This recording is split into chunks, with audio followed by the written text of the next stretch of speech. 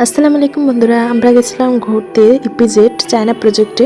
শীতকাল আসলে শুধু মন চায় ঘুরতে যাই, মন যখন চাইছে তখন চলেই যায় পাহাড়ে ঘুরতে। চারজন চলে গেলাম ঘুরতে গিয়ে দেখি চায়না প্রজেক্টের যে মালিক সে এসেছে এই জায়গায়। 7-8 জন সিকিউরিটি গার্ড রাস্তাটা পুরো ব্লক করে রেখেছে। আরো অনেক মানুষজন ছিল ওই জায়গায় দাঁড়ানো, কেউ ঢুকতে পারেনি, আমরাও ঢুকতে পারিনি। এত কষ্ট করে গাড়ি ভাড়া দিয়ে গেছি, তো গাড়ি ভাড়া তো আমাদের উসুল করাইলে বলতে তো আমাকে যাওয়াই লাগবে। আমরাও কোন শয়তান, আমরাও নাসর বান্দা, আমরাও ওখান থেকে চলে আসিনি।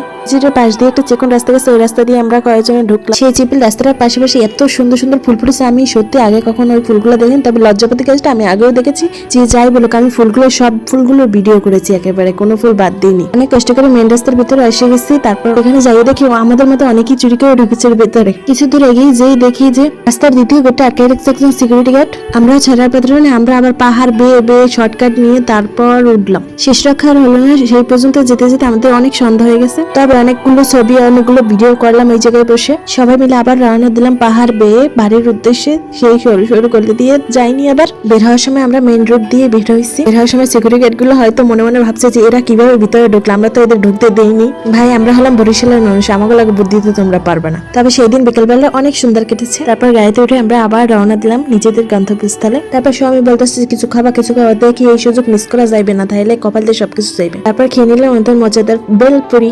ওই দিন আমি অনেক অসুস্থ ছিলাম, তাও আমরা ওই দিন বিকালে সুন্দরভাবে কাটিয়েছি। খেয়ে চলে আসলাম নিজেদের বাসায়। তবে ছবি তোলা এবং ভিডিও করার জন্য ইপিজেড হচ্ছে পারফেক্ট জায়গা। আজকের মতো টাটা।